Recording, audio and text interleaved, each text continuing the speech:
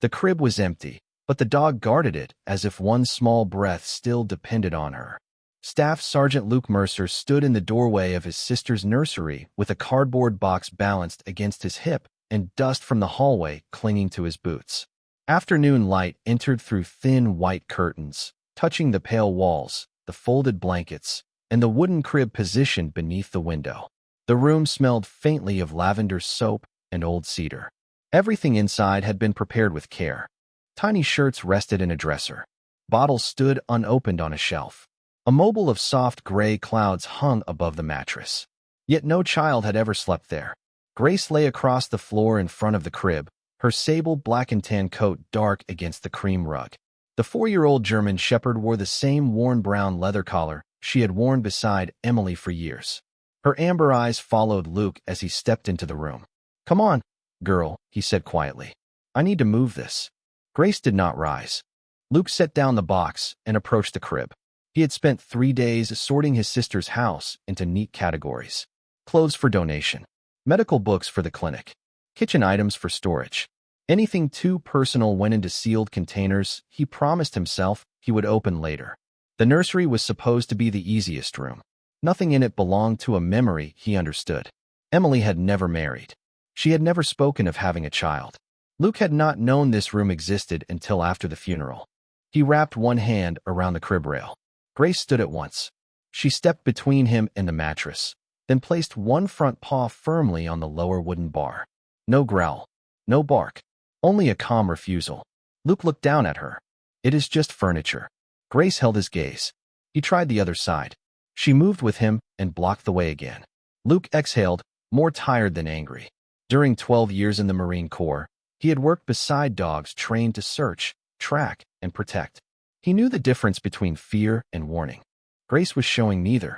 She was insisting. "What are you waiting for?" he asked. At the sound of his voice, her ears shifted toward the hallway. Then she looked back at the empty crib. Luke reached beneath his shirt and touched the small metal dog tag hanging from a narrow leather cord. It had belonged to Emily, though it was not military. She had ordered it years earlier with her name and emergency contact information because she worked long shifts at a rural clinic and often drove home after midnight.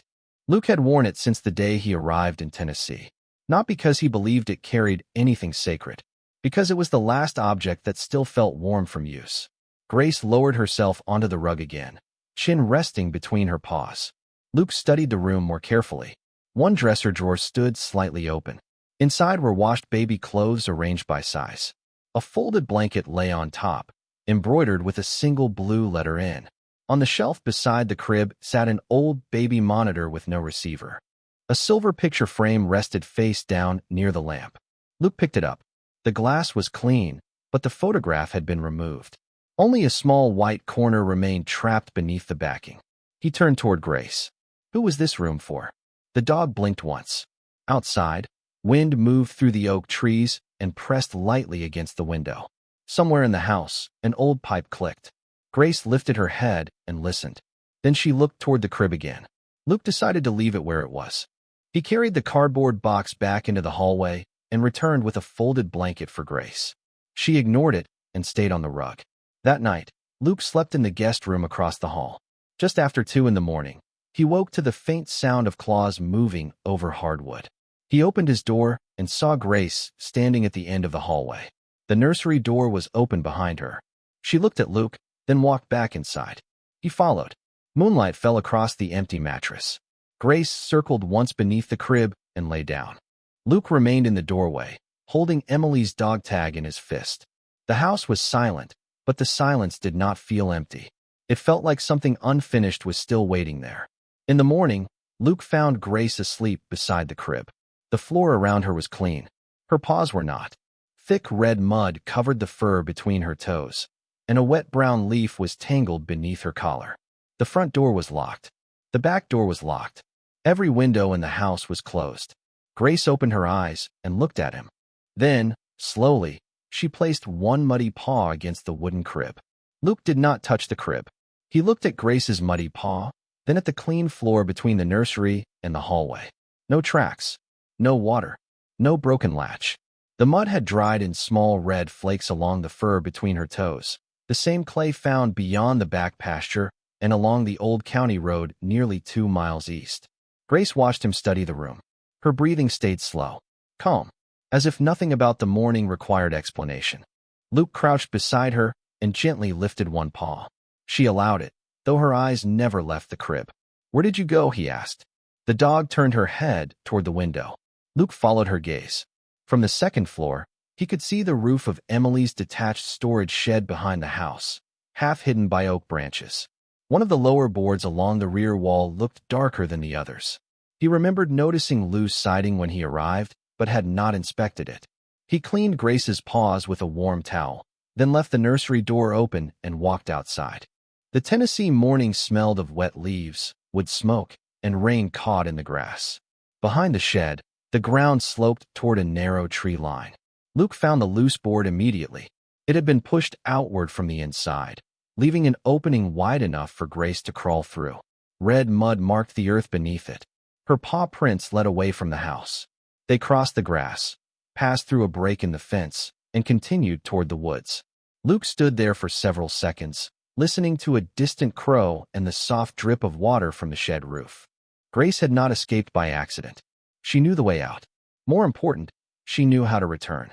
Inside the shed, he found an old wool blanket near the opening, a metal water bowl, and several dried leaves scattered across the floor. Emily had known about the passage. Perhaps she had left it for Grace on purpose.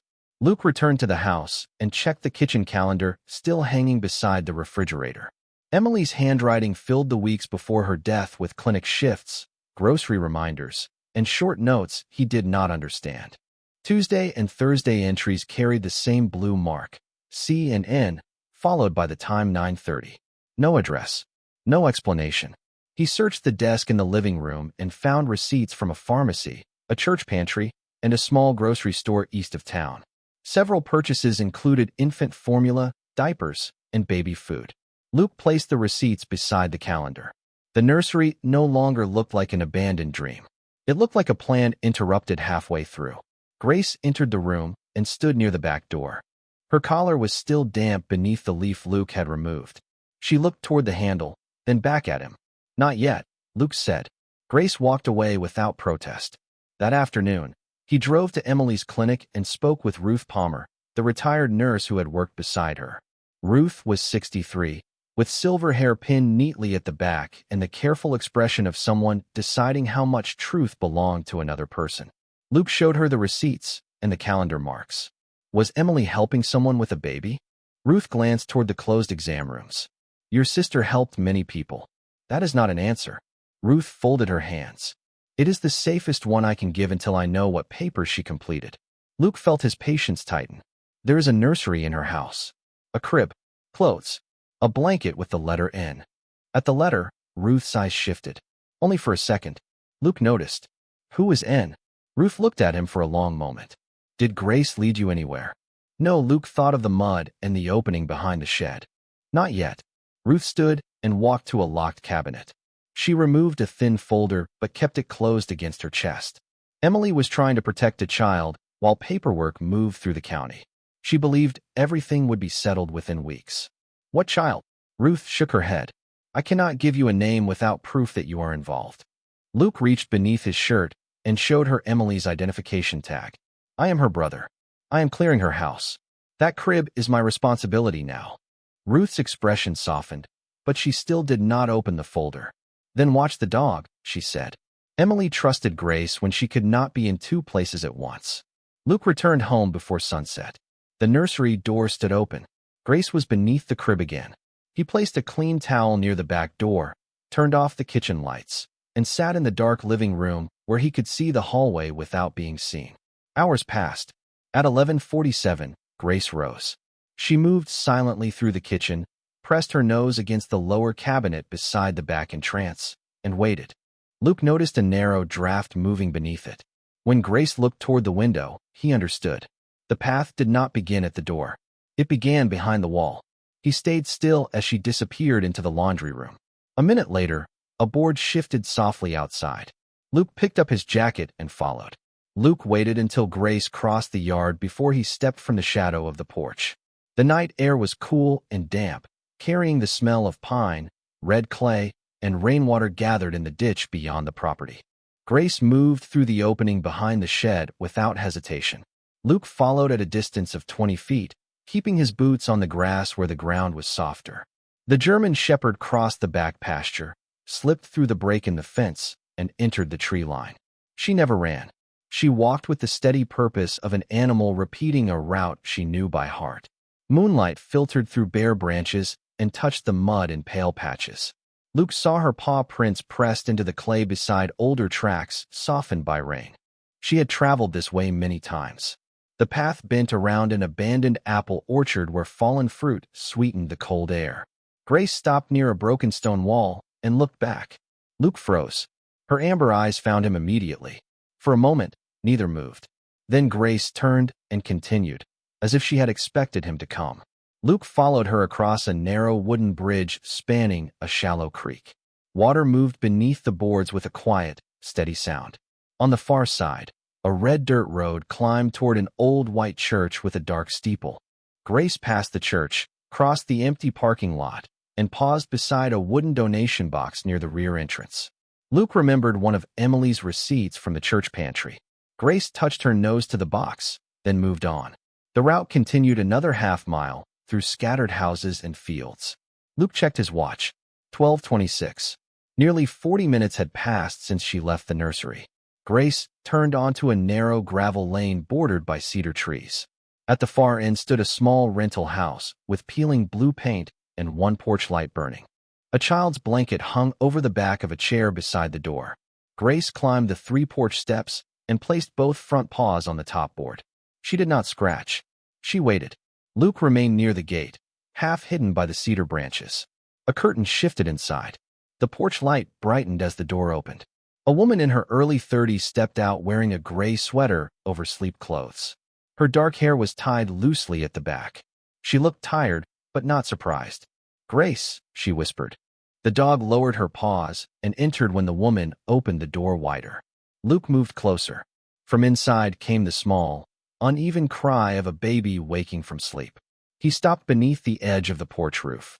The woman saw him through the open door and pulled it partly closed. "Who are you?" Luke kept his hands visible. "Luke Mercer, Emily's brother." The name changed her expression. Fear gave way to something heavier. "You followed her." "I found mud on her paws." Behind the woman, Grace crossed the living room and disappeared beyond a hanging curtain. The baby cried again. Then the sound softened. Luke could see the outline of a portable crib near the far wall. Grace lay down beside it, exactly as she had beside the empty crib in Emily's house. "Who is the child?" Luke asked. The woman looked back toward the crib. "His name is Noah." The letter on the blanket returned to Luke at once. The embroidered N, the formula receipts, the calendar marks. What did Emily have to do with him? The woman stepped onto the porch and closed the door enough to keep the cold out. "My name is Claire Donovan. Emily was helping us." "Helping how?" Claire looked toward the dark yard before answering. Noah's mother entered a long-term treatment program. Emily arranged temporary care while the county reviewed the papers. "With you?" "At first, with both of us." Luke's jaw tightened. "Then why is there a nursery in my sister's house?" Claire lowered her voice. "Because Emily promised Noah would always have somewhere safe to go." Luke looked through the glass. Grace had placed her head near the portable crib, eyes open, body still. "And she comes here every night?" Claire nodded. "Since Emily died." "Why?" "To make sure he is still here." Luke felt anger rise beneath the confusion. "Why did no one tell me?" Claire folded her arms against the cold. "Because the paperwork was never finished. Emily kept copies. After the funeral, I called the clinic, the county, anyone who might know what she filed. No one could find the complete record." Luke looked at the small house, the worn porch, and the crib behind the curtain. "Are you legally allowed to keep him?" Claire did not answer quickly enough. Luke heard only the creak in the distance and the soft movement of Grace inside. At last, Claire said, "I am the person who stayed when everyone else was still deciding what to do." Luke looked toward the dog. Grace raised her head and stared at him through the glass. Then she placed one paw beside the crib, not guarding Claire, not warning Luke away, showing him what Emily had been trying to protect. Luke remained beneath the porch light, while Claire watched him with one hand resting on the door. The cold had deepened, but the house behind her was warm enough to fog the lower window panes. Grace stayed beside the portable crib, her body forming a quiet barrier between the sleeping baby and the rest of the room. "Show me the papers," Luke said. Claire hesitated, then opened the door wider. "You can come in, but keep your voice down." Luke stepped inside. The living room was small and carefully kept. A lamp burned beside the couch. Clean bottles dried on a towel near the kitchen sink. A stack of county forms rested beneath a ceramic bowl filled with unopened mail. Nothing looked hidden. Nothing looked temporary except the crib, which stood beneath the window with one wool braced by a folded washcloth. Noah had stopped crying. Only the soft rise and fall of his breathing disturbed the quiet. Claire removed a folder from a drawer and placed it on the table. "Emily prepared most of this," she said. Luke opened it. Temporary care agreements. Clinic notes. Copies of identification cards. A letter from Noah's mother authorizing emergency assistance while she entered treatment. Several pages carried Emily's handwriting, but the final county approval was missing. Why was this never completed? The caseworker changed twice. Then Emily died before the home review. Claire pointed to a yellow notice clipped inside the folder. "I requested an extension. The county allowed Noah to remain with me while they verified everything." Luke read the date. It was current. Then why did Ruth act as if she could not tell me anything? Because Emily promised Noah's mother privacy. Claire looked toward the crib. And because not every relative reacts with kindness when a child becomes connected to a family. Luke felt the words land where his anger had been. He had arrived ready to defend his sister's house from a secret. Claire had been defending a child from uncertainty. "Did Emily plan to take Noah?" he asked. Claire shook her head. She planned to give him a safe room whenever his mother needed help. "Some nights with me. Some nights with her." She did not want one person carrying everything alone. Grace lifted her head as Claire spoke, then settled again. Luke looked at the dog's muddy paws. "She walks here every night." "At first, I tried to stop her," Claire said. "I drove her back twice. She returned before morning." "Why not call me after the funeral?" "I did not know you were staying at the house. I left messages with the clinic and the attorney listed in Emily's notes." Luke remembered the unanswered envelopes and the disconnected landline he had ignored while sorting boxes. Not a conspiracy, not a deliberate silence, just information moving slower than grief. He turned another page and found a photograph clipped near the back. Emily sat on her porch holding Noah beneath a blue blanket embroidered with the letter N. Grace rested at her feet, looking up at the baby. The same blanket lay folded in the nursery dresser. The same careful expression was on Grace's face now. Luke traced the edge of the photograph with one thumb. "There was another copy in the frame," he said. "Emily must have removed it." Claire nodded. "She said she was putting something important where you would eventually find it." Luke looked up. "Where?" "She never told me." Grace rose from beside the crib. She crossed the room, stood in front of Luke, and touched her nose to the lower pocket of his jacket. The dog tag beneath his shirt shifted softly against the zipper. Then she turned toward the door. "She wants to go back," Claire said. Luke checked the clock. 1:17. "She has done this every night since Emily died?" "She stays until Noah settles.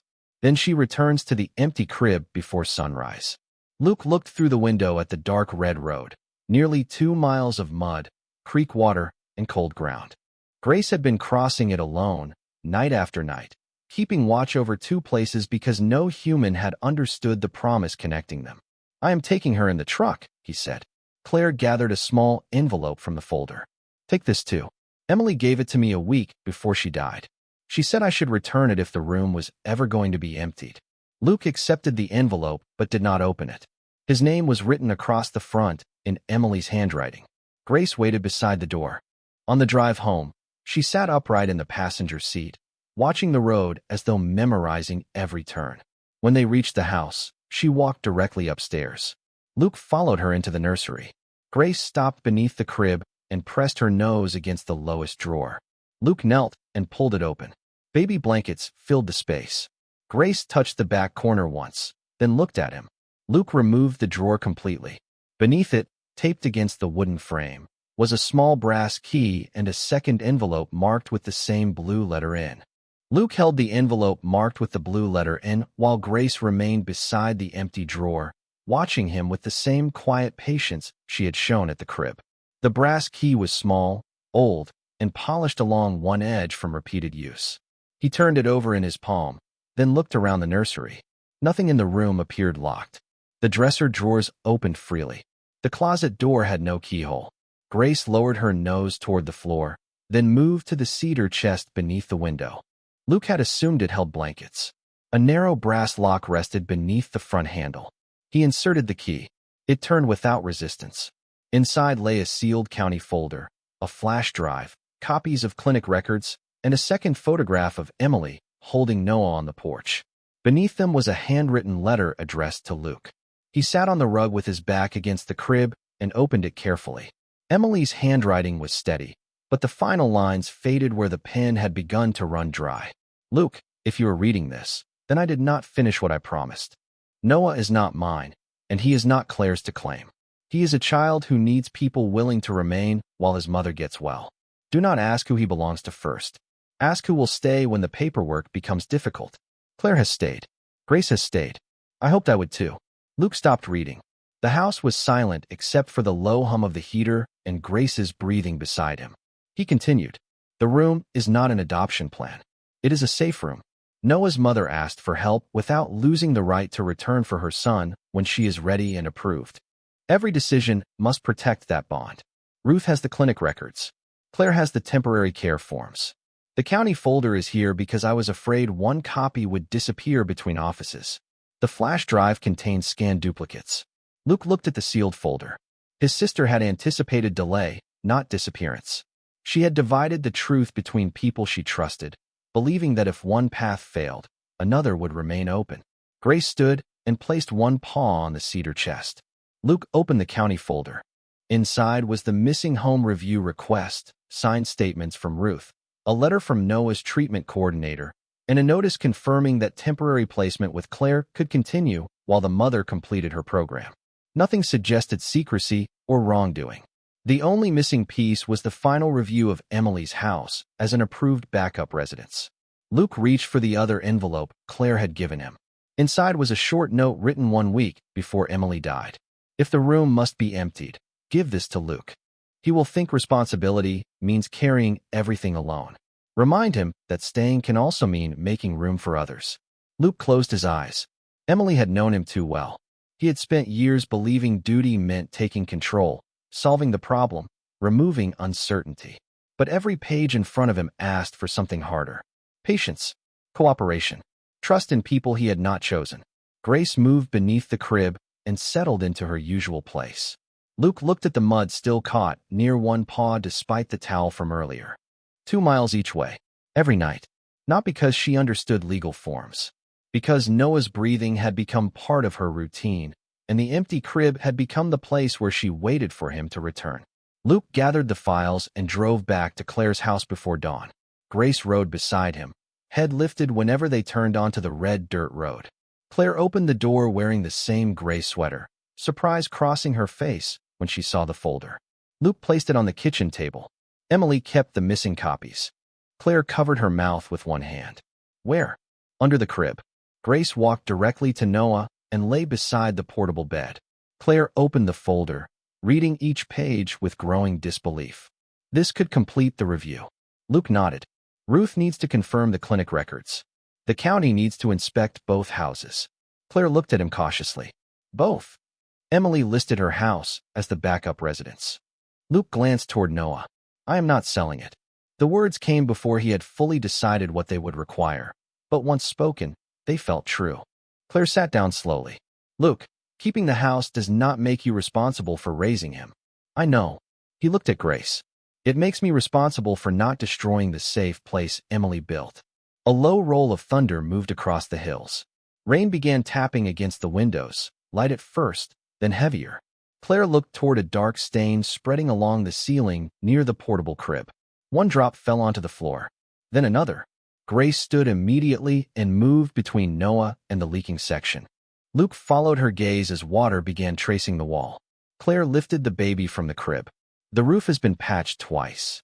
Another gust pressed rain against the glass. Luke picked up the county folder and sealed it inside his jacket. "Pack what Noah needs for the night." Claire stared at him. "Where are we going?" Luke looked toward Grace, already waiting beside the door. "To the room that has been waiting for him." Luke drove through the storm with both hands firm on the wheel, while rain swept across the windshield in silver sheets.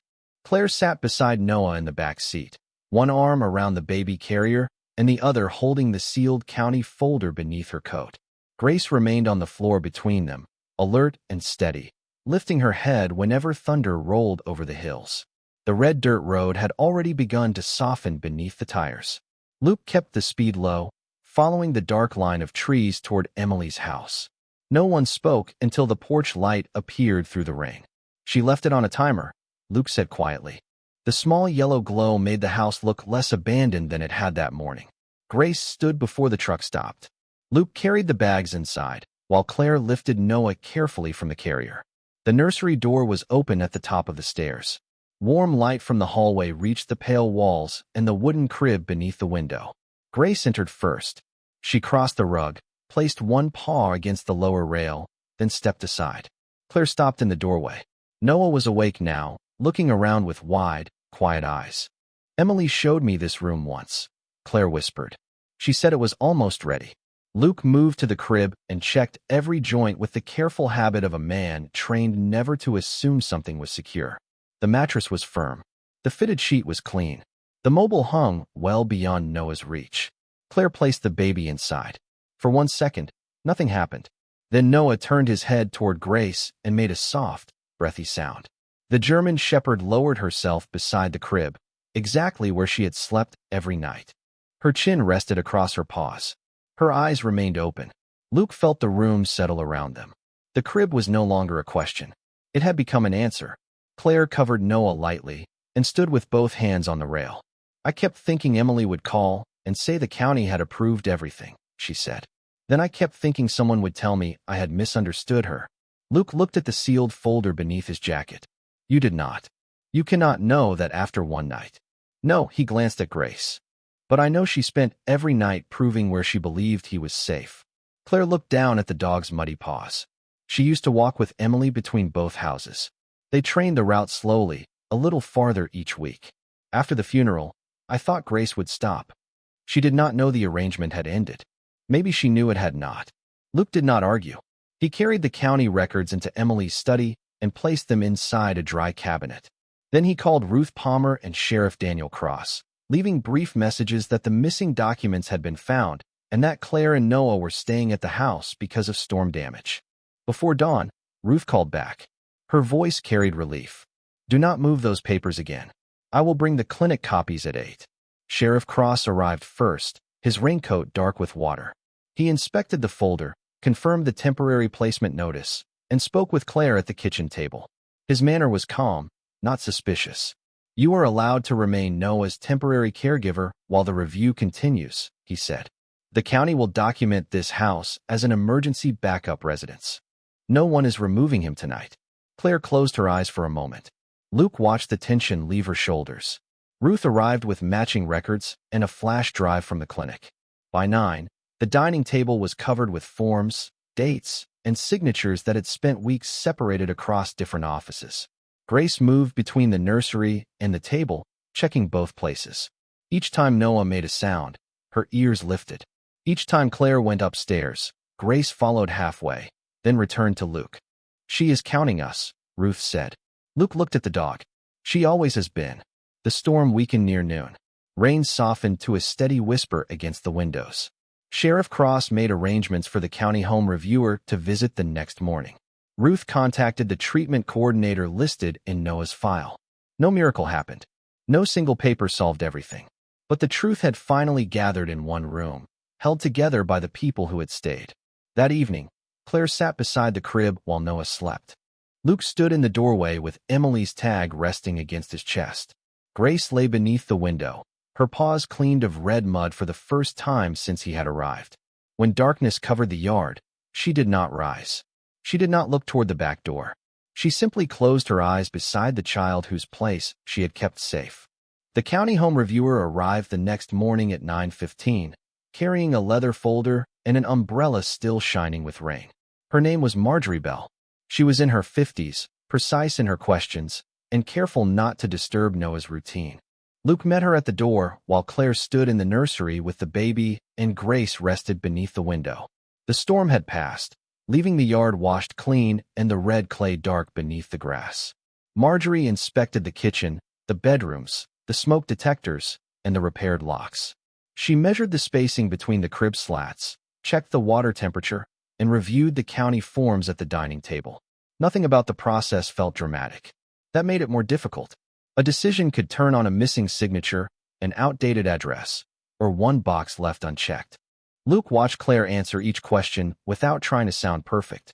She admitted where the rental house had failed. She explained the temporary repairs. She described Emily's plan to provide a second safe residence. When Marjorie asked why Luke had chosen to keep the house, he looked toward the staircase. "Because my sister prepared it for a reason," he said. "And because the child should not lose a safe place because the person who built it is gone." Marjorie wrote something in her folder. "Do you intend to become Noah's guardian?" Luke shook his head. "Claire is his caregiver. His mother is still working toward reunification.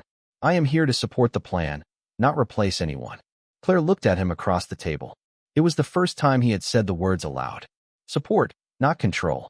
Stay, not claim. Marjorie nodded and continued. She asked about Grace next. "Has the dog shown any unsafe behavior around the baby?" "No," Claire said. "She has known him since he was an infant." Luke added, "She does not enter the crib area unless someone is present. She lies beside it." Marjorie observed Grace for several minutes.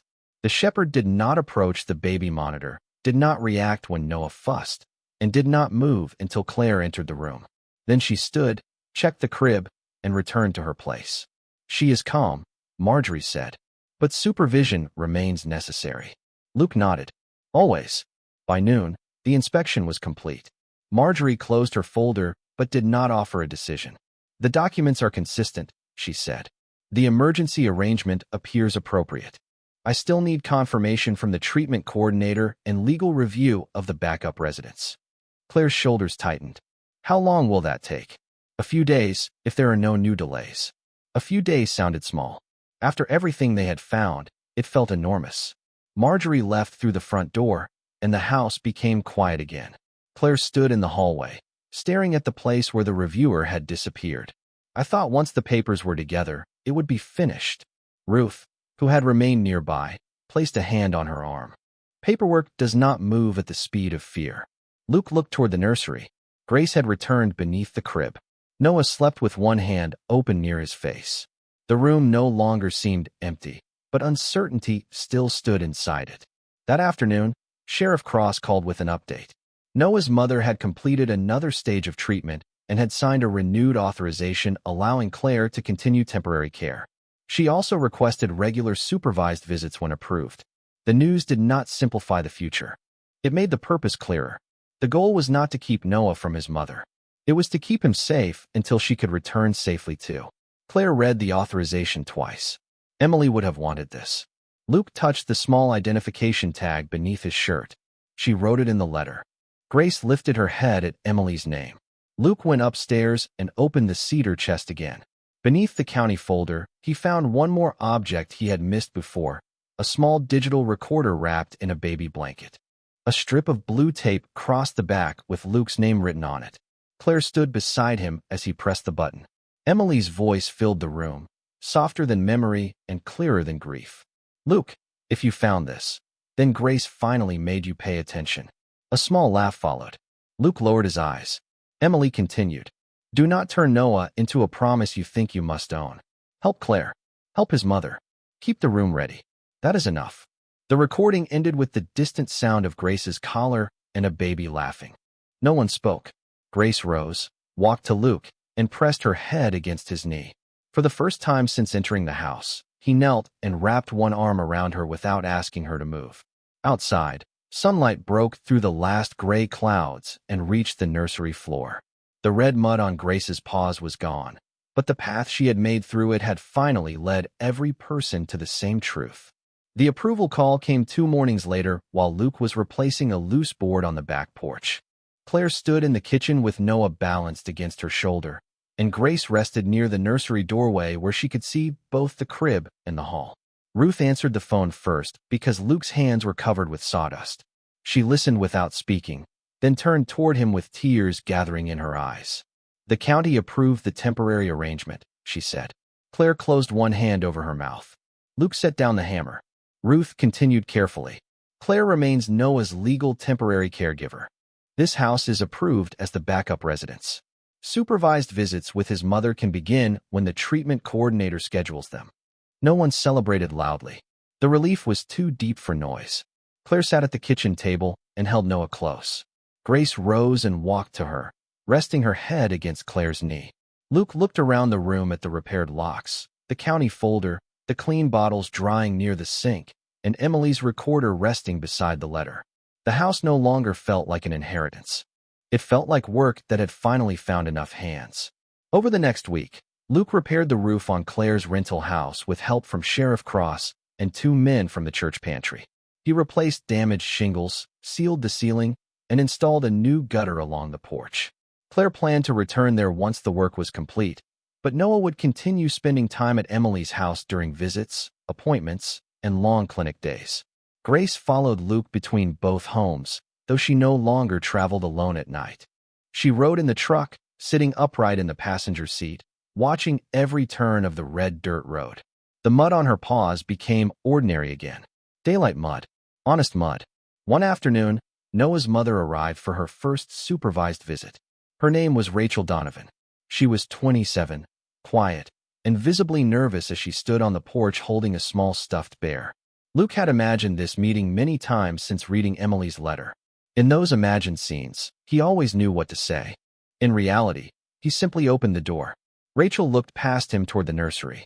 Is he awake? Claire nodded. He has been waiting for his afternoon bottle. Grace approached Rachel slowly. She did not bark or block the doorway. She sniffed the woman's hand, then looked toward the stairs.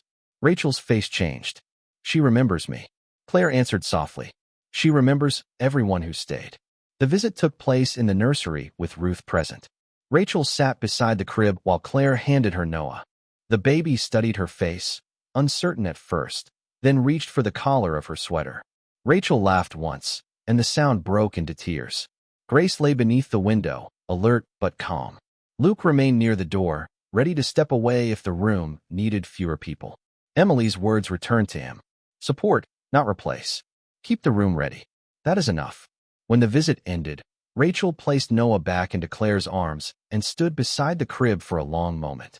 Emily told me this room would always be here, she said. Luke touched the identification tag beneath his shirt. It will be. Rachel looked at him. You do not know me. No, then why are you helping? Luke glanced at Grace. Because my sister did. Because Claire did. Because she did. The German shepherd lifted her head at the sound of his voice. Rachel knelt and touched the worn brown collar. Thank you for finding the people I could not reach. Grace pressed her nose lightly against Rachel's wrist. Later that evening, Luke carried the last empty moving box from the nursery into the garage. He removed the price listing from the kitchen counter and tore it in half. The house would not be sold.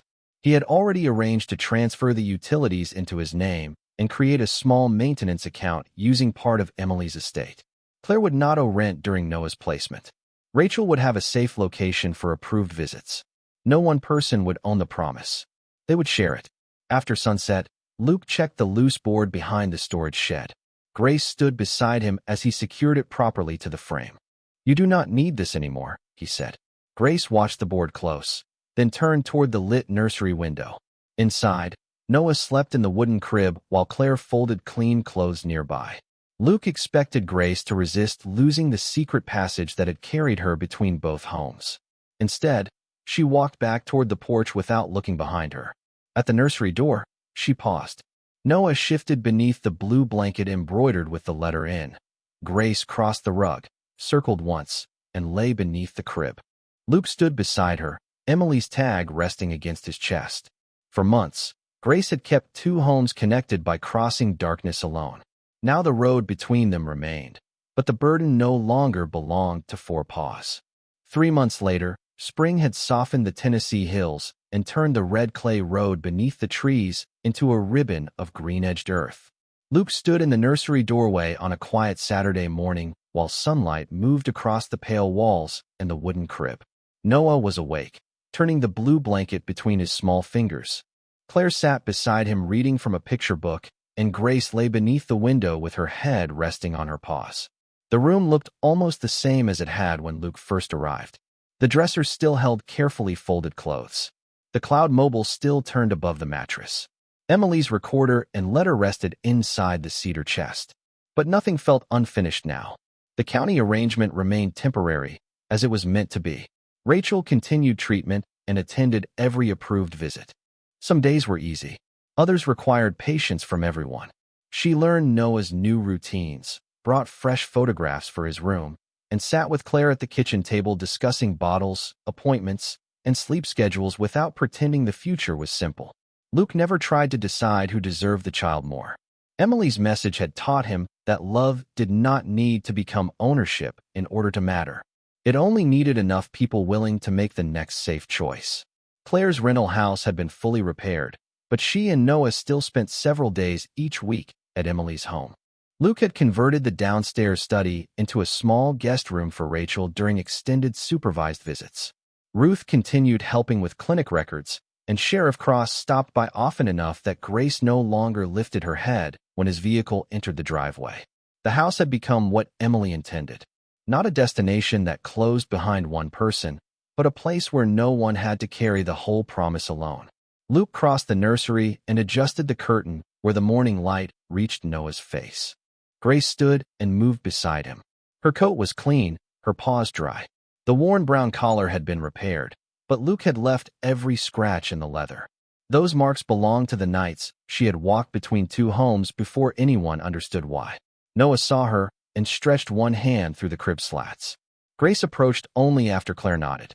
She touched her nose lightly to his fingers. Then Saturday, she still checks him first, Claire said. Luke smiled. She checks everyone. Grace looked toward the hallway, where Rachel was coming upstairs carrying a bottle. She paused at the door. Noah recognized her voice and kicked both feet beneath the blanket. Rachel entered slowly, though she no longer looked like a visitor afraid of making one wrong move. Claire handed her the baby without hesitation. Rachel held him close, and Noah rested his head against her shoulder. Grace watched for a moment, then returned to the space beneath the crib. Luke felt Emily's identification tag against his chest. He had considered placing it in the cedar box with her other belongings, but he was not ready. It no longer felt like the weight of a duty he had inherited. It felt like a reminder that his sister had trusted the future to people she might never see working together. Later that afternoon, the county coordinator arrived with another set of forms. Rachel had completed the next stage of her program and qualified for longer family visits. The plan would gradually move toward reunification if progress continued. Claire read every page carefully before signing as temporary caregiver. Luke signed only where the backup residence required his agreement. No one rushed. No one claimed certainty. When the coordinator left, Rachel stood on the porch watching Noah sleep in Claire's arms. "I used to think coming back would be one big moment," she said. Luke leaned against the railing he had repaired. "Most things worth returning to happen one day at a time." Grace stepped into the yard and looked toward the old path behind the storage shed. The board Luke had secured remained firmly in place. Beyond it, evening light touched the tree line where her secret journeys had begun. She walked halfway across the grass, stopped, and listened. Luke watched closely. Once, that silence would have sent her toward the woods. This time, Grace turned back. She crossed the porch, entered the house, and climbed the stairs without hesitation. Luke followed. In the nursery, Claire placed Noah in the crib while Rachel tucked the blue blanket near his feet. Grace circled once beneath the window and settled beside him. Luke stood in the doorway, but he did not remain outside the room. He stepped in and sat on the rug beside her. The crib was no longer empty. The house was no longer waiting. The road between two homes still existed, but it was traveled in daylight now by people who knew one another's names. Grace placed one paw across Luke's boot and closed her eyes. For months, she had guarded a promise no one else could see. She had carried it through rain, mud, darkness, and silence until the right people finally followed. Now there was nothing left for her to prove. Only a sleeping child, a family still becoming whole, and a quiet room where everyone who had promised to stay was finally there.